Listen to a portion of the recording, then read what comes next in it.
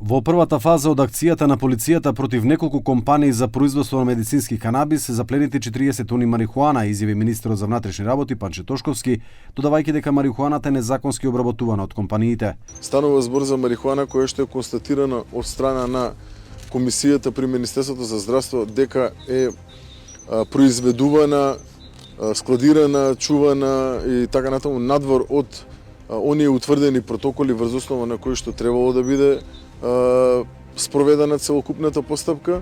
Значи незаконски е истата третирана од страна на фирмите од каде што беше одземена, така што дрогата е сместена во просториите на МВР со цел да се користи понатаму во рамките на процесот на докажување.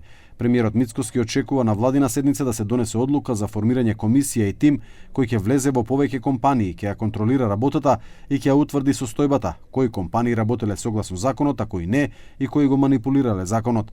Мицкоски испрати порака до оние кои одлучиле да се занимаваат со криминал. Само сакам да испратам порака до сите оние кои што одлучиле дека криминалот е исплатлива работа, можеби тоа било така некое време во други околности со друга политичка констелација, но денеска криминалот не се исплати.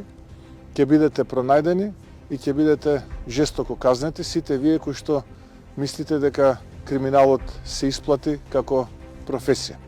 Председателот на опозицијската СДСМ Венко Филипче изрази сомнежи за шверц на 5 тони дрога преку границата со Србија. Тоа што оваа власт прави цело време дефокус. Нема одговор како таа дрога ја поминала границата.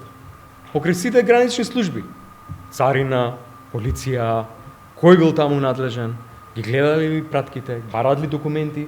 Тоа се 3 камиони, шлепери, 4, колку се тие за да помине 5 тона дрога. Се што се прави, и ако нека се испитува што го испитуваат, волку запленивме толку, нека се види што е апсолутно, ако има криминал, секој еден да одговара. Ама сето тоа се прави за дефокус. Никој не одговара од власта на главното прашање, како 5 тона дрога завршили у Србија. Тоа е главното прашање.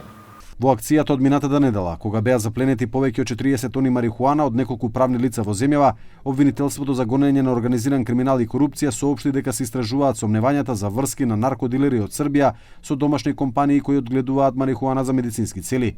Обвинителството потврди дека се во координација и со други јавни обвинителства со локална надлежност кои постапуваат во случаи на кривични дела утврдени со Законот за контрола на наркотични дроги.